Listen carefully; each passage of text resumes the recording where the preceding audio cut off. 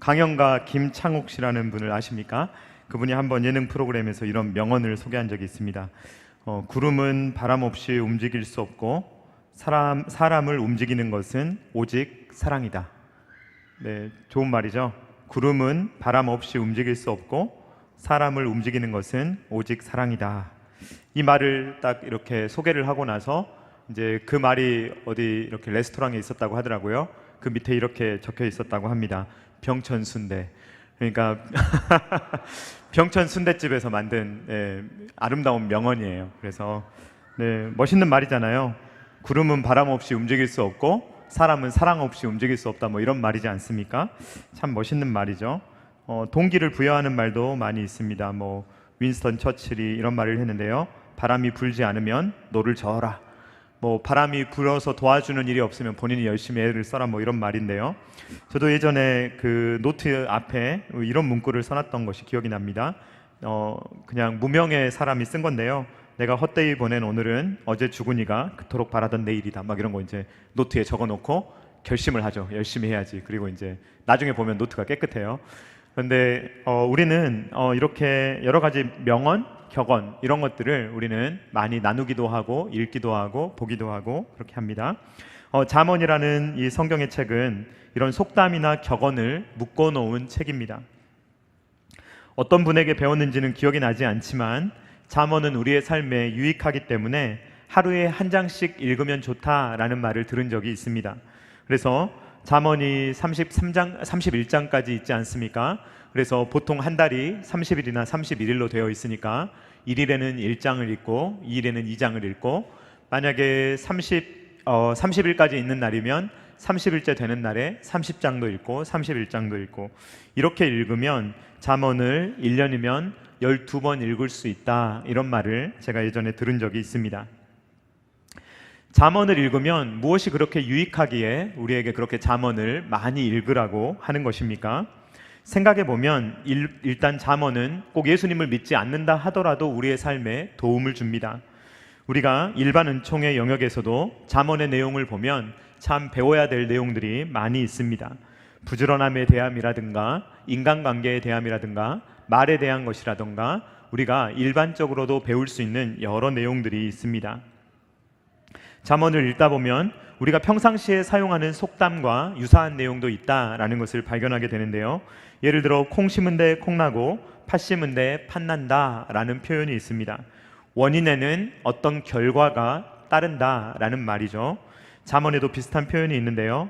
잠언 30장 33절 말씀 우리 한번 같이 읽어보도록 하겠습니다. 시작. 대저 젖을 저으면 엉긴 젖이 되고 코를 비틀면 피가 나는 것 같이 노를 격동하면 다툼이 남이니라. 아멘. 이 말씀은 어떤 말씀입니까? 우유를 계속 젓는 행동을 하면 그 결과로 엉긴 젖, 버터가 된다는 것입니다. 그러니까 우유가 버터가 되는 이유는 계속 저었기 때문입니다. 원인을 제공하기 때문에 그에 따른 어떤 결과가 온다는 것입니다. 그리고 코를 비틀면 어떻게 됩니까? 코를 비틀면 코피가 난답니다. 당연하죠. 그러니까 어떤 코피가 나는 이유는 코를 비틀기 때문이죠. 그러니까 그렇게 하지 말라는 것입니다. 노를 격동하면 다툼이 난대요. 그러니까 다툼이 나는 이유는 뭡니까? 계속 노를 격동하기 때문이죠. 가만히 놔둬도 되는데 괜히 건드리니까 이 건드림이 또 건드림이 되고 서로 건드리다가 나중에 다툼이 된다는 말이죠. 그러니까 이 잠언의 말도 이 원인에 따라서 결과가 달라지기 때문에 여기는 좀 더 이제 윤리적인 의미가 있죠. 노를 격동하지 말아라, 그 원인을 제공하지 말아라 라는 이야기를 하는 것입니다. 그러니까 결국에는 좋은 결과를 얻으려면 좋은 원인이 있어야 된다라는 말을 하려고 하는 것입니다. 잠언 30장 33절 말씀은 상식적으로 우리가 다 알만한 내용이고 그 안에 감추인 도덕적인 교훈도 자명합니다. 그런데 왜 우리는 이러한 내용을 일반 속담에서도 배울 수 있는데 우리는 성경을 통해서 이러한 내용을 배워야 하겠습니까? 그 이유를 우리는 성화라는 단어에서 발견할 수가 있습니다. 성경은 우리의 일상생활에 대해서 지침을 주고 있습니다. 우리가 주님을 예배하는 것이 중요하지만 이 공예배도 중요하지만 삶의 예배가 중요하다는 것입니다. 우리는 주일날 공예배를 드립니다. 그런데 월요일부터 시작되는 삶의 예배가 또 우리에게 시작이 되는 것입니다. 그러므로 우리는 일상생활을 잘 살아가야 하는데, 이 일상생활을 살아갈 때 우리는 왜 그렇게 살아야 되는가, 우리는 어떤 자세로 그렇게 살아야 되는가 라는 것을 성경은 말해주고 있습니다. 바로 이 이유에 대한 부분이 일반 속담과 성경의 차이입니다. 일반 속담이나 격언 이런 것들은 정당한 이유를 제공해 주지 않습니다.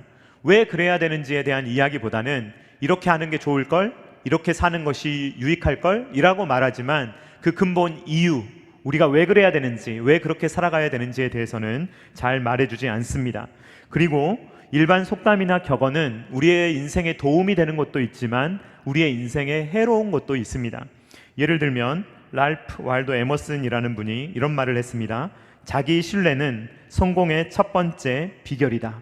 이런 것은 신앙하고는 전혀 안 맞는 말이죠. 자기를 신뢰하는 것, 자기를 믿는 그 자기에 대한 믿음이 성공하기 위한 첫 번째 비결이다 라는 말은, 우리가 일반적으로 우리의 자신의 동기를 부여하고, 그래 난 정말 나를 믿어, 난 잘할 수 있어, 난 잘 될 거야, 난 잘할 수밖에 없을걸 이라는 식으로 자기 동기를 부여하는 것, 그것은 세상적인 지혜이고, 우리는 우리의 이러한 부분을 내려놓고 하나님을 의존해야 됨을, 하나님을 의지해야 됨을 믿는 것이 우리의 지혜이기 때문에, 이러한 생각은 철저히 인본주의적인 생각이기 때문에 우리하고는 전혀 다른 종류의 격언이다라고 말할 수가 있는 것입니다. 일반 속담과 성경의 잠언의 차이는 왜를 말해주는 데 있습니다. 왜 우리가 그렇게 살아야 되느냐, 왜 지혜롭게 살아가야 되느냐, 무엇이 지혜이고 왜 그렇게 지혜대로 살아가야 하느냐라고 이야기하는데, 이것은 잠언 1장 1절 말씀을 봐도 우리가 동영상에서 보았듯이 우리가 그 이유를 알 수가 있습니다. 우리 같이 읽어보겠습니다. 시작. 다윗의 아들 이스라엘 왕 솔로몬의 잠언이라. 아멘. 이것은 그냥 일반적인 사람들의 생각이 아니라 하나님의 언약 국가의 왕, 그러니까 하나님의 언약을 받은 그 국가의 왕이 말하는 잠언입니다. 그러므로 언약의 후손으로서 이 이야기를 하고 있는 것입니다. 이스라엘이라는 나라는요, 그냥 일반적으로 생긴 나라가 아닙니다. 갑자기 그냥 어떤 힘에 의해서 생긴 나라가 아니라 하나님께서 이스라엘 백성들을 인도하시고 키우시고 그들에게 나라를 형성하게 하셔서 생긴 나라, 은혜의 나라가 바로 이스라엘이라는 나라입니다. 이집트의 노예였던 이스라엘 백성들을 하나님께서 건져주시고 이스라엘이라는 나라를 하나님께서 세우도록 그렇게 하셨던 것입니다. 그러므로 이스라엘이라는 나라는 왜 우리가 그렇게 살아가야 하는가라는 것이 일반 사람들과는 전혀 다른 것입니다. 신명기 33장 29절 말씀 우리 한번 같이 읽어보도록 하겠습니다. 시작. 이스라엘이여 너는 행복한 사람이로다. 여호와의 구원을 너같이 얻은 백성이 누구냐? 그는 너를 돕는 방패시요 내 영광의 칼이시로다. 내 대적이 내게 복종하리니 내가 그들의 높은 곳을 밟으리로다. 아멘. 모세는 무엇이라고 말하고 있습니까? 이스라엘 너희들아, 너희들은 행복한 사람이다. 너희들은 여호와로부터 구원을 받았다. 그러므로 너희는 이렇게 살아야 된다라는 등식이 성립하게 되는 것입니다. 하나님께서는 아브라함을 갈대아 우르 땅에서 불러내셨습니다. 그리고 그 아들 이삭과 야곱에게 이 언약이 전달되도록 하셨습니다. 그리고 이 이스라엘 백성들에게 그 언약이 그대로 전달되어서 하나님의 자녀들로서, 행복자로서 그들은 삶을 살아갈 수 있도록 하신 것입니다. 야곱의 12 아들을 통하여서 이스라엘의 12지파를 세우시고 이스라엘이라는 나라를 이끌어가고 계시기 때문에 이 이스라엘 백성이라는 정체성으로 그렇게 살아야 된다는 것입니다. 그냥 부지런하거나 그냥 열심히 사는 것이 아니라 하나님의 구원을 받은 그 정체성, 하나님의 백성으로서의 정체성을 가지고 성화로서의 인생을 일상생활 가운데 살아가야 한다는 것입니다. 예전에 제가 총신대학교에서 배울 때 교수님 중에 한 분이 이런 이야기를 하신 적이 있습니다. 그 교수님의 부모님은 매일매일 가정예배를 빠지지 않고 드리는 아주 철저한 그런 가정예배를 하던 분이었는데, 가정예배를 할 때마다 매일 잠언의 말씀을 나눴다고 합니다. 그래서 교수님이 어렸을 때 너무 불편했다고 합니다. 성경에 66권이나 되는 여러 가지 말씀들이 있는데 왜 부모님은 잠언 말씀만 자꾸 하실까? 그래서 매일매일 너무 그 말씀이 따분하고 지겨웠다고 합니다. 하루 이틀도 아니고 날마다 잠언의 말씀을 들으니까 정말로 힘들었다고 하는 것이죠. 그런데 교수님께서 신학을 해보니까 그제서야 이해가 되었다라고 말합니다. 왜냐하면 잠언은 성도의 생활, 성화를 말하고 있기 때문입니다. 하나님의 백성, 구원받은 사람이라면 이렇게 살아가는 것이 마땅하다. 신자의 태도, 신자가 어떻게 살아가야 하는가라는 것을 말하고 있기 때문에 그 부모님께서는 자녀들에게 잠언을 계속해서 가르치려고 하셨던 것입니다. 히브리서 설교자는 우리에게 신앙의 초보에만 머무르지 말고 성장해야 된다고 말합니다. 히브리서 5장 12절 말씀 우리 한번 같이 읽어보도록 하겠습니다. 시작. 때가 오래되었으므로 너희가 마땅히 선생이 되었을 터인데 너희가 다시 하나님의 말씀의 초보에 대하여 누구에게서 가르침을 받아야 할 처지이니 단단한 음식은 못 먹고 젖이나 먹어야 할 자가 되었도다. 아멘. 이것이 어떤 말씀입니까? 말씀의 초보가 잘 되었다면 그것이 바탕이 되어서 훨씬 더 성숙한 신앙의 성화의 모습으로 가야 하는데 자꾸 처음만 계속 들이판다는 것이죠. 그러니까 공부를 잘 하지 못하는 학생들의 특징이 무엇입니까? 책을 보면요, 앞부분만 완전히 헌책이죠. 그리고 뒷부분은 어떻습니까? 뒷부분은 손을 안 댔죠. 이제 학생은 다시 마음을 먹습니다. 그리고 어디를 공부합니까? 다시 처음을 공부하죠. 그래서 정말 앞은 너덜너덜해요. 그런데 뒷부분은 아주 새 책이죠. 이러한 신앙의 모습을 해서는 안 되고, 성경도 어느 한 권만 계속 성경 읽어봐야 되겠다, 창세기만 계속 읽는다든지 그렇지 않고 이것이 점점 확장되어야 된다는 거죠. 그 위에 점점 쌓여야 된다는 거죠.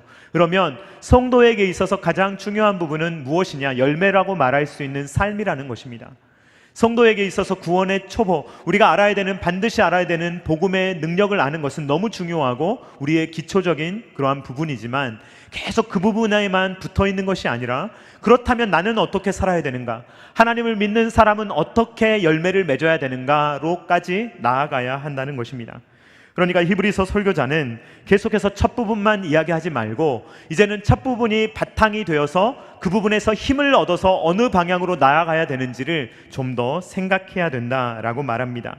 젖만 먹지 말고 딱딱한 것도 먹을 수 있어야 된다고 하는 것입니다. 사실 우리가 삶의 실천을 이야기하면 저도 불편할 때가 너무 많습니다. 제가 하지 못하는 것을 설교해야 될 때 저도 굉장히 어렵습니다. 그럼에도 불구하고 성도라면, 그럼에도 불구하고 하나님의 자녀라면 조금이라도 예수님을 닮아야 되기 때문에, 어제보다는 오늘 조금이라도 예수님을 더 닮아서 성화되어야 되기 때문에 불편한 말씀이라 할지라도 그 말씀을 단단한 말씀이라도 우리는 우리의 입으로 씹고 삼킬 수가 있어야 된다 하는 것입니다. 잠언은 성도라면 어떻게 살아야 하는가라는 것을 말하고 있습니다. 성도라면 말과 행동, 그리고 삶을 살아가는 삶의 태도가 달라야 된다는 말입니다. 예를 들어서 성도는 언어 생활이 달라야 합니다. 잠언 18장 21절 말씀 우리 한번 같이 읽어보도록 하겠습니다. 시작. 죽고 사는 것이 혀의 힘에 달렸나니 혀를 쓰기 좋아하는 자는 혀의 열매를 먹으리라. 아멘. 이 세상에도요, 이 말의 중요성에 대해서 말하는 사람 굉장히 많습니다. 말이 왜 중요한지, 말을 어떻게 해야 되는지, 부드러운 말을 어떻게 해야 되는지, 이러한 이야기들을 하는 사람 굉장히 많습니다. 그러나 우리는 그 이유가 다른 것이죠. 우리는 그냥 좋은 말 해주는 게 서로에게 좋아서가 아니고, 구원받은 하나님의 자녀로서, 예수 그리스도의 구원을 받은 자로서 우리의 입술이라는 것이 어떤 열매를 맺어야 되는가, 이유가 완전히 다른 것입니다. 구원받은 백성이라면 다른 사람을 죽이는 말을 할 수 있겠습니까? 다른 사람들을 넘어뜨리는 말을 할 수 있겠습니까? 상대방을 정말로 가슴 아프게 찌르는 말을 할 수가 있겠습니까? 그렇지 않습니다. 하나님의 성도라면, 하나님의 그 은혜를 아는 자라면 말을 할 때마다 그 말을 통해서 사람을 살리고 세우고 고치는 말을 할 수 있어야 하는 것입니다. 잠언 16장 24절 말씀 우리 한번 같이 읽어보도록 하겠습니다. 시작. 선한 말은 꿀송이 같아서 마음에 달고 뼈에 양약이 되느니라. 아멘. 서로 선한 말을 나누실 수 있기를 주님의 이름으로 축원드립니다. 네, 약 발라준다 생각하시고 좋은 말만 해주시기 바랍니다. 우리는 아무 생각 없이 한마디 툭 던질 수 있는데 상대방은 그 말 때문에 집에 가서 잠을 못 잘 수도 있습니다. 그러므로 우리는 말을 할 때 늘 내가 약을 준다 생각하고 우리는 말을 해야 하는 것입니다. 잠언의 주제의 말씀은 잠언 1장 7절 말씀입니다. 다시 한번 같이 읽어보도록 하겠습니다. 시작. 여호와를 경외하는 것이 지식의 근본이거늘 미련한 자는 지혜와 훈계를 멸시하느니라. 아멘. 우리는 여호와를 경외하는 것이 지식의 근본이다라는 것을 알고 있습니다. 잠언은 지혜로운 자와 미련한 자를 구분합니다. 하나님을 아는 사람, 하나님을 모르는 사람, 여호와를 경외하는 사람, 여호와를 경외하지 않는 사람으로 나누는 것입니다. 지혜로운 사람은 누구입니까? 여호와를 경외하는 사람, 하나님을 믿고 경외하는 사람입니다. 미련한 사람은 누구입니까? 하나님을 믿지 않고 모르며 하나님을 경외하지 않는 사람이 바로 미련한 사람입니다. 이 두 사람은 완전히 다른 인생길을 걸어가는 것입니다. 도덕적인 사람이 있을 수 있습니다. 세상 사람 중에 예수님을 믿지 않아도 굉장히 윤리적이고 선하고 도덕적인 사람이 있을 수가 있습니다. 그러나 이 사람이 살아가는 인생은 미련한 인생이라고 성경은 이야기하고 있는 것입니다. 여호와를 경외하는 사람은 우리가 영상에서 보았듯이 하나님을 아는 사람입니다. 즉 하나님과 관계가 있는 사람입니다. 하나님과 연합되어 있는 사람이 바로 여호와를 경외하는 사람입니다. 하나님을 아는 사람, 하나님과 연합되어 있는 사람은 인생을 막 살 수 있을까요? 없을까요? 막 살 수가 없습니다. 왜냐하면 하나님께서 늘 나와 함께 하시기 때문입니다. 하나님께서 불꽃 같은 눈동자로 우리를 보고 계시기 때문에 우리가 인생을 내 마음 먹은 대로 그냥 살아갈 수 없는 것입니다. 그러나 악인들은 하나님을 믿지 않기 때문에 지혜와 훈계를 멸시하며 자기의 마음에 떠오르는 대로, 그냥 생각되는 대로, 감각이 이끄는 대로 그냥 살아가게 된다는 것입니다. 여호와를 경외한다는 것은 하나님을 아는 것이며, 즉 하나님과 관계가 있는 것이며, 그 관계가 맺어진 하나님을 사랑하고 두려워하는 것입니다. 하나님을 사랑하는 것은 동시에 하나님을 두려워한다는 것을 의미하고, 하나님을 두려워하는 사람은 하나님의 말씀을 들을 때 가볍게 듣지 않습니다. 그냥 듣고 흘려버리지 않습니다. 정말로 내가 사랑하고 존경하는, 두려워하는 그 하나님의 말씀을 들을 때 그 말씀을 듣고 그냥 하고 해버릴 수가 없고, 그 말씀을 들으면 그 말씀 한마디가 우리에게 정말로 영향력을 주는 것을 의미합니다. 여호와를 경외한다는 것은 어떤 감정의 그냥 상태를 말하는 것이 아니라 우리의 마음의 태도를 말하는 것입니다. 여호와 하나님을 경외하는 사람은 하나님의 말씀을 진득하게 듣고 그 말씀이 우리의 삶 가운데 실제적인 영향력으로 다가오는 것입니다. 제가 예전에 술에 대해서 잠깐 다루겠다고 말씀드린 적이 있는데 잠언에서 술에 대해서 이야기를 하고 있기 때문에 오늘 그 부분을 잠깐 소개하도록 하겠습니다. 어떤 분들은 성경이 술 취하지 말라고 했지 술 마시지 말라고 한 것이 어디에 있느냐, 그러므로 마셔도 된다, 내가 컨트롤할 수 있을 때까지는 마셔도 된다라고 주장하는 분들이 있습니다. 그렇다면 잠언 말씀을 통해서 우리가 어떤 교훈을 받으면 좋겠습니까? 잠언 23장 19절에서 21절 말씀 우리 한번 같이 읽어보도록 하겠습니다. 시작. 내 아들아, 너는 듣고 지혜를 얻어 내 마음을 바른 길로 인도할지니라. 술을 즐겨하는 자들과 고기를 탐하는 자들과도 더불어 사귀지 말라. 술 취하고 음식을 탐하는 자는 가난하여질 것이요 잠자기를 즐겨하는 자는 헤어진 옷을 입을 것임이니라. 아멘. 잠언은 술 주정꾼을 사귀지 말라라고 이야기합니다. 왜냐하면 술을 좋아하는 사람하고 사귀다 보면 어떻게 됩니까? 영향을 받겠죠. 그러면 그러한 삶, 술을 마시는 삶에 나도 같이 따라갈 수 있다는 것입니다. 그러면 술에 취한 사람들에게는 어떤 일이 일어납니까? 술 취한 사람들은 이런 식으로 변한다라고 이야기하고 있습니다. 잠언 23장 30절에서 35절 말씀을 우리 한번 같이 읽어보도록 하겠습니다. 시작. 술에 잠긴 자에게 있고 혼합한 술을 구하러 다니는 자에게 있느니라. 포도주는 붉고 잔에서 번쩍이며 순하게 내려가나니 너는 그것을 보지도 말지어다. 그것이 마침내 뱀같이 물 것이요 독사같이 쏠 것이며 또 내 눈에는 괴이한 것이 보일 것이요 내 마음은 구부러진 말을 할 것이며 너는 바다 가운데 누운 자 같을 것이요 돛대 위에 누운 자 같을 것이며 내가 스스로 말하기를 사람이 나를 때려도 나는 아프지 아니하고 나를 상하게 하여도 내게 감각이 없도다. 내가 언제나 깰까 다시 술을 찾겠다 하리라. 아멘. 자, 성경에 보니까 뭐라고 이야기합니까? 술에 잠긴 자, 그리고 혼합한 술, 요즘에 뭐 막 이렇게 술 섞어 먹고 막 그러대요. 그런데 그러한 것들까지 이야기하면서 포도주는 붉고 잔에서 번쩍이며 순하게 내려가는데 너는 그것을 보지도 말지어다 라고 이야기하고 있습니다. 성경의 일반적인 원리는 좋지 않은 것은 하지 말라는 것입니다. 보지도 말고 그것을 듣지도 말고 참여하지 말라는 것이 성경이 말하는 일반적인 원리입니다. 왜 그렇습니까? 술을 마시다 보면 내가 술을 통제하는 것 같지만 사실 술이 나를 통제하고 있는 것입니다. 그래서 술을 마시는 분들은 뱀같이 물 것이며 독사같이 쏘는 것을 경험하게 되고 괴이한 것을 보게 되며 구부러진 말을 하게 되며 마치 바다 위에 동동 뛰어 누운 사람처럼 그 위에 돛대 위에 누운 자 같이 있으면서 말하기를 나는 감각도 없고 누가 때려도 나는 잘 모르겠고 그냥 이 감각이 좋다, 이 무감각함이 좋다. 그러니까 나는 모든 것들을 그냥 놓아버리기 위해서 또 술을 찾겠다라는 것이 술을 마시는 사람의 일반적인 모습이다라고 이야기를 하는 것입니다. 현진건이라는 작가가 쓴 소설 중에 술 권하는 사회라는 소설책이 있습니다. 일제강점기 시대의 조선을 묘사하는 말입니다. 이 사회를 보니까, 이 답답한 세상을 보니까 도저히 술을 마시지 않고는 견딜 수 없는, 정말 이 답답한 현실을 도피하기 위해서 어디로 도망갈 수는 없으니까 그냥 술을 마심으로 도피하자라는 것이 그 소설에서 나오는 어떤 사람의 모습입니다. 얼마 전까지 직장 생활을 할 때 술을 권하는 이러한 문화가 참 많지 않았습니까? 그래서 이 문화 때문에 많은 그리스도인들이 힘들어했습니다. 저도 그러한 일들을 참 많이 경험했습니다. 뭐 대학에 가도 그렇고요. 또 이제 직장 생활을 뭐 조금이라도 한다고 하면 술을 권하는 사람이 너무 많아요. 제가 목사가 되고 나서도 제 친구들이 저한테 술을 권하더라고요.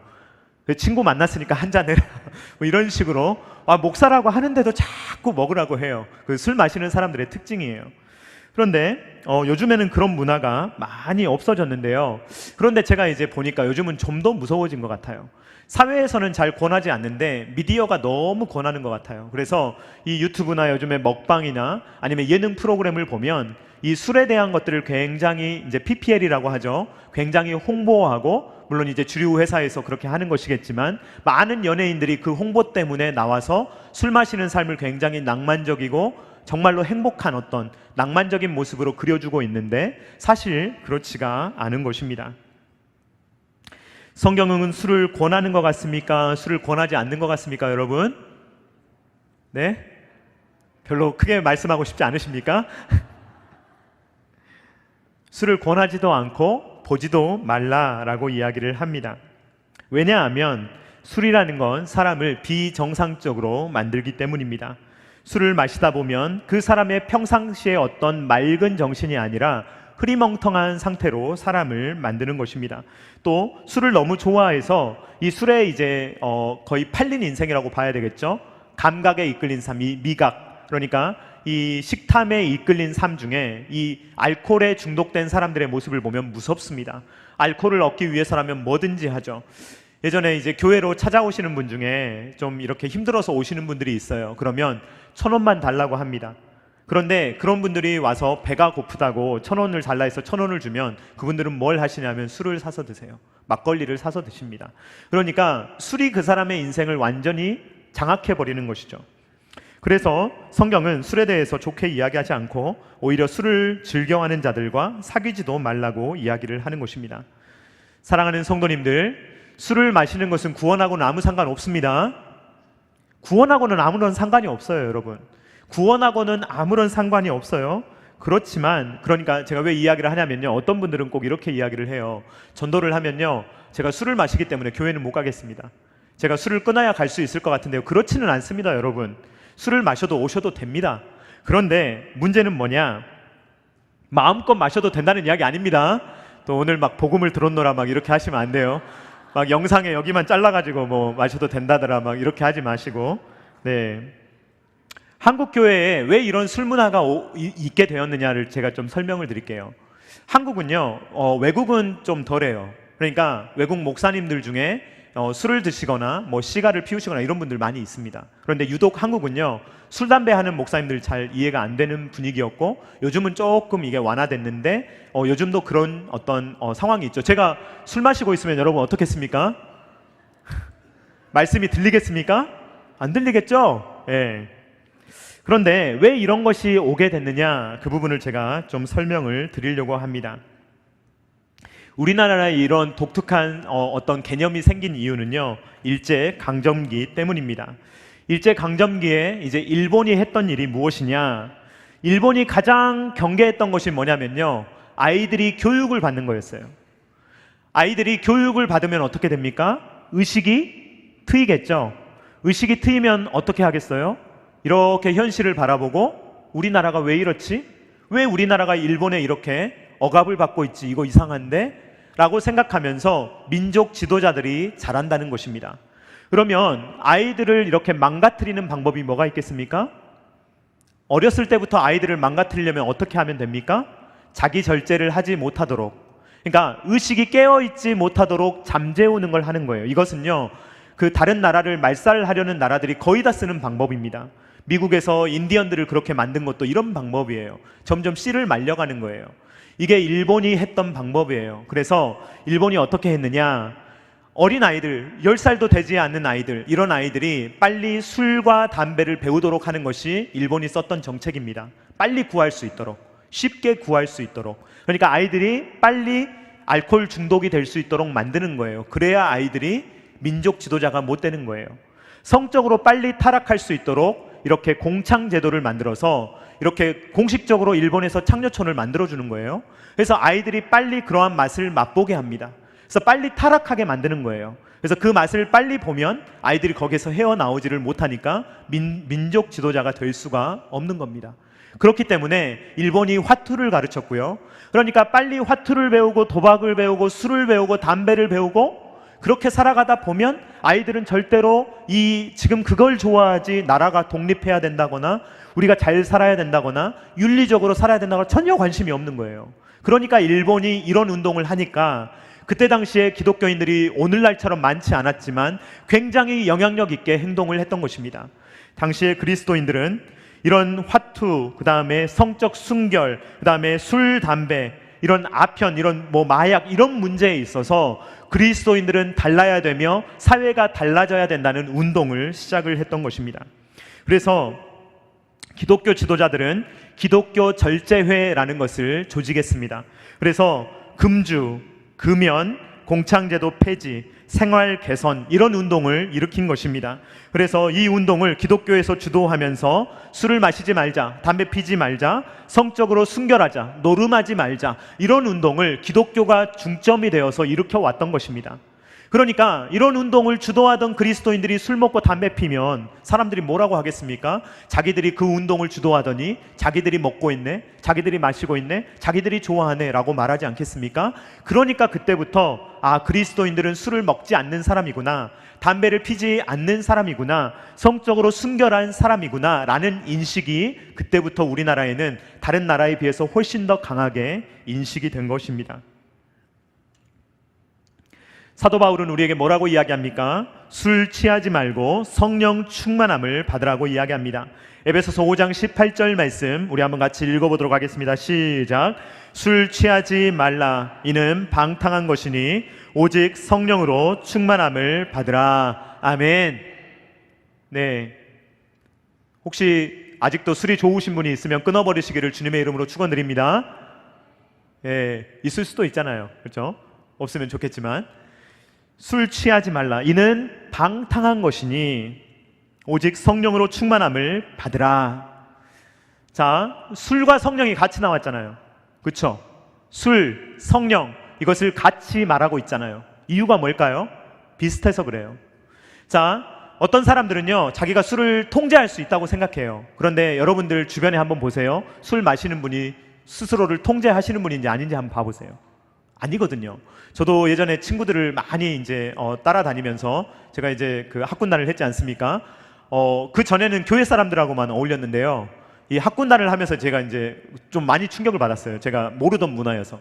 그런데 이제 친구들을 따라가면 제가 술을 안 마시니까 이 술을 마시는 친구들이 더 마셔요.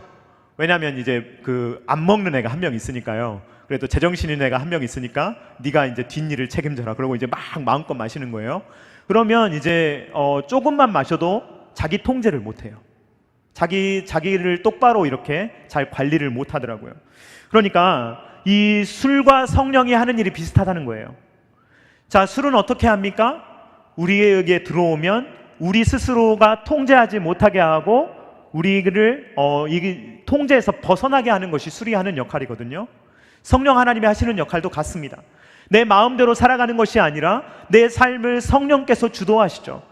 그러니까 이 술과 성령이 비슷하기 때문에 성경에 나란히 나오고 있는 것입니다. 술에 취한다는 말은 술의 영향력에 들어간다는 말입니다. 그러니까 여러분들은 돈을 주고 술의 영향력에 들어가기 위해서 들어간다는 거예요. 술을 마시는 사람의 삶은 그런 거예요. 돈을 내고 돈을 지불하고 술의 영향력을, 술의 지배를 받는 일을 하는 것입니다. 그렇게 하지 말고 하나님께서는 뭐라고 말씀을 하시느냐? 성령의 지도를 받으라고 말하고 있는 것입니다. 우리는 술의 지배를 받으며 살아서는 안 되는 것입니다. 우리는 성령의 지배를 받으며 살아야 하는 것입니다. 충만이라는 단어는요, 성령 충만이라는 단어는 퍼센트를 말하는 것이 아닙니다. 제가 예전에도 말씀드렸지만 성령 충만하라는 것은 성령님이 100% 계시다가 우리가 조금 잘못 생활하면 막 90%, 80% 이 배터리가 떨어지듯이 우리 밖으로 나가시는 게 아니에요. 성령 하나님은 그런 식으로 충만이라는 단어가 우리 가운데 막 뭐 이런 배터리의 용량으로 말을 하는 것이 아니고요, 성령의 지배를 말하는 것입니다. 하나님께서 우리를 지배하고 계시는가, 우리를 다스리고 계시는가 라는 것을 말하는 거예요. 그러니까 성령 충만하다는 말은 성령 하나님의 지도를 받는 것이고 성령 하나님의 인도함을 받는 상태를 성령 충만이라고 말하는데, 술을 마시는 사람은 술 충만하다는 거죠. 술의 지배를 받아서 산다는 것이죠. 술을 끊지 못하는 사람은 술의 지배를 받고 있는 것입니다. 그래서 자기가 가지고 있는 많은 부분을 술에다 가져다 주는 거예요. 술에 바치고 있는 거예요. 사실은 하나의 우상이 될 수 있는 것입니다. 제가 지난주에 설교했듯이 감각에 이끌린 삶, 미각에 이끌린 삶을 살아가고 있습니다. 성경은 여호와를 경외하는 것이 지혜의 근본이라고 하는데, 술의 지배를 받는 사람은 술을 경외하며 살아가는 것이죠. 그러므로 그리스도인들에게 술은 마시지 않는 것이 가장 좋은 것입니다. 술에 대한 결론입니다. 사랑하는 성도님들, 하나님께 영광이 된다면 제가 얼마든지 마시라고 말씀드리겠죠. 하나님께 영광이 된다면 저도 먹겠고 여러분들에게도 얼마든지 마시라고 말씀드리고 싶습니다. 그러나 하나님께 영광이 되지 않는다고 생각하면 여러분 하지 마시기를 주님의 이름으로 축원드립니다. 고린도전서 10장 31절 말씀입니다. 같이 읽어보겠습니다. 시작. 그런즉 너희가 먹든지 마시든지 무엇을 하든지 다 하나님의 영광을 위하여 하라. 아멘. 오늘 청년들이 많이 있는지 모르겠는데, 청년들은 술 이야기를 꼭 들어야 됩니다. 별로 동의를 안 하는 얼굴인데, 어떤 분들은 이렇게 생각하실지도 몰라요. 너무 하나님은 우리 사생활까지 간섭하시는 거 아닌가? 이건 내 개인 사생활인데 내 개인의 일까지 왜 이렇게 지나치게 간섭하시지? 먹든지 마시든지 무엇을 하든지 다 하나님의 영광을 위해서 하라는 것은요, 하나님의 영향력 없이 살아가는 부분이 0.0001%도 없게 살라는 말입니다. 100% 온전하게 하나님의 것으로 살라는 말입니다. 잠언은요, 우리가 먹는 것, 마시는 것, 언어생활, 심지어 부부관계까지, 가장 은밀한 우리의 그 부부관계까지도 하나님께서는 함께 하시며 그 부분까지도 하나님께 영광을 돌리기를 우리 하나님은 원하시는 것입니다. 그러므로 게으름의 문제부터 재정의 문제까지 잠언이 여러 부분에 있어서 모든 영역의 부분들을 다루는 것입니다. 아브라함 카이퍼는 이런 말을 남겼습니다. 우리 인간의 모든 실존 영역을 통치하시는 그리스도께서 내 것이야 라고 외치지 않는 곳은 단 1평방인치도 없다. 무슨 말입니까? 모든 부분에 있어서 예수님께서 내 것이야 라고 외치시는 사람이 되어야 한다라는 것입니다. 우리의 삶의 전 영역은 여호와를 경외함으로 가득 차야 합니다. 회색지대는 없습니다. 하나님께 드릴 때 우리는 절반만 드리거나 몇 %만 드리는 것이 아니라 주님께 우리가 온전히 드려져야 하는 것입니다. 신자 혹은 불신자입니다. 불신자는 하나님의 통치를 받지 않고 신자는 하나님의 통치를 받습니다. 하나님의 통치를 받는다는 것은 100%의 통치를 말하는 것이며 하나님의 인도하심을 받는 것을 의미합니다. 우리의 일상의 가장 사소한 부분까지라도 하나님의 영향력 아래서 하나님을 경외함으로 지혜자의 삶을 살아갈 수 있는 저와 사랑하는 성도님들 다 되실 수 있기를 주님의 이름으로 축원드립니다. 다 같이 찬양하도록 하겠습니다. 찬양의 열기 같이 찬양합니다.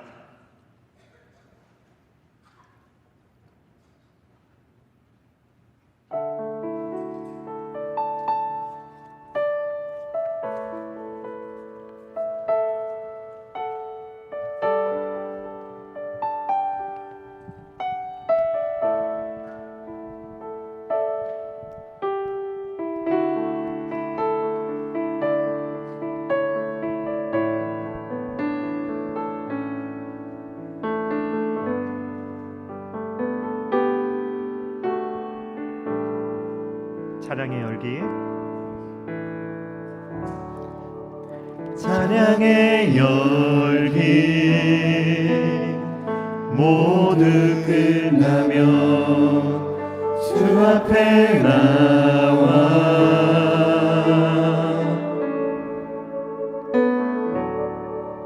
더욱 진실한 예배 드리네 주님을 향한 노래 이상의 노래 이상의 노래 내 맘 깊은 곳에 주께서 원하신 것 화려한 음악보다 끝없는 열정보다 중심을 원하시죠. 주님께 드릴 마음의 예배 주님을 위한 주님을 향한 노래 중심 잃은 예배 내려놓고 이제 나 돌아와 주님만 예배해요. 다시 한번 찬양합니다. 찬양의 열기 찬양의 열기 모두 끝나면 주 앞에 나와 더욱 진실한 예배드리네 더욱 진실한 예배드리네 주님을 향한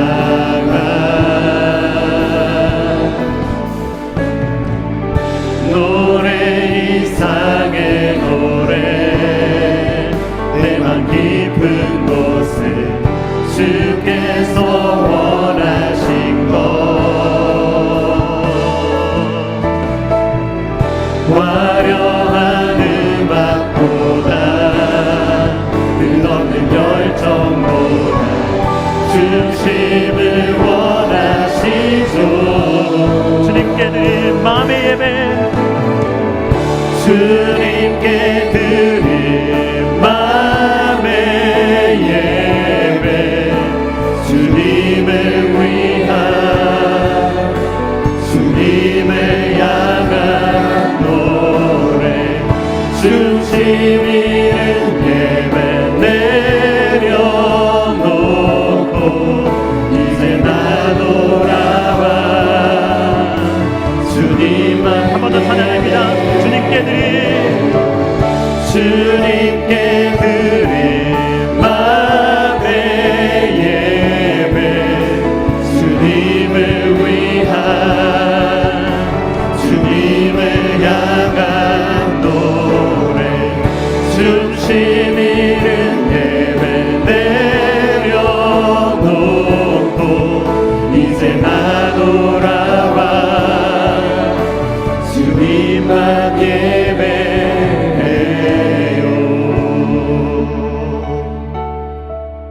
이 시간에 우리 다 같이 기도하기를 원합니다.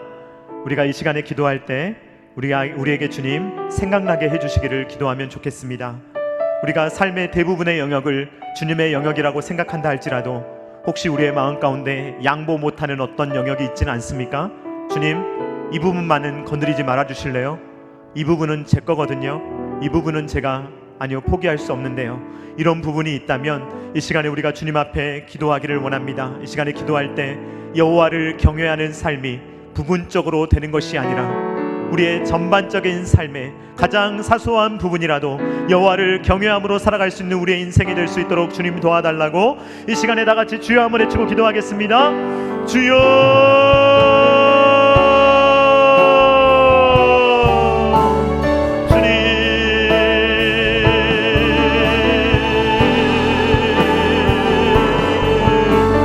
아버지여, 아버지 하나님, 우리의 삶을 주님 앞에 맡길 때 아버지 하나님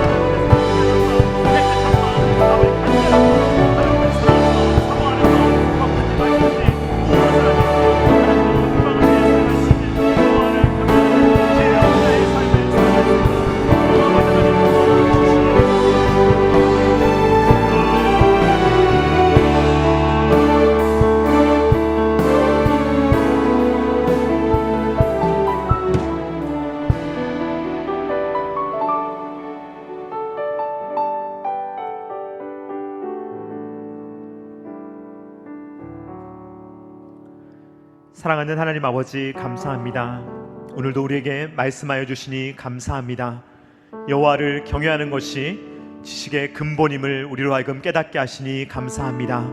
주님, 우리가 여호와를 경외함으로 우리의 인생의 가장 작은 일부터 큰 일까지 살아갈 수 있도록 주님 도와주시옵소서.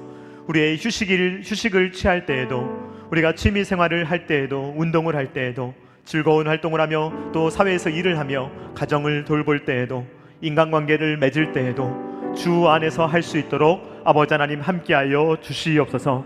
주님, 우리의 인생 가운데 주님의 것이 아니라고, 우리가 내 개인의 것이라고 포기하지 못하는 영역이 있다면, 그런데 그 부분을 주님께서 기뻐하시지 않는다는 것을 우리의 영이 알고 있다면 주님, 그 부분을 잘라내게 하여 주시옵소서. 수술하여 주시옵소서. 버리게 하여 주시옵소서. 더 이상 그것이 즐겁지 않게 하시고, 주님, 악한 습관이라면, 좋지 않은 것이라면, 좋지 않은 생각과 마음이라면, 그러한 삶이라면 주님 과감히 잘라버릴 수 있도록 도와주시오며, 하나님이 기뻐하시는 인생을 살 수 있도록 주님 역사하여 주시옵소서. 먹든지 마시든지 무엇을 하든지 우리의 삶의 그 어떤 영역도 주님 없이, 주님이 보시지 않는 영역이라 생각하지 않도록 도와주시며, 주님이 우리의 삶에 온전히 주님께서 다스리시며 충만히 역사하심을 바라며 살아갈 수 있는 모든 하나님의 자녀들 될 수 있도록 아버지 하나님이여 이 시간에 역사하여 주시옵소서.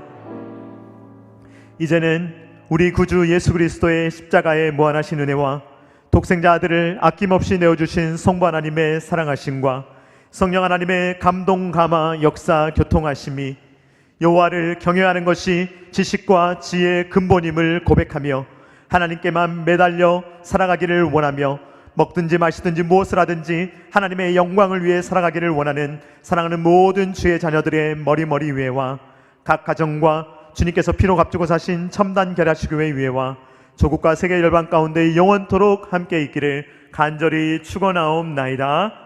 아멘.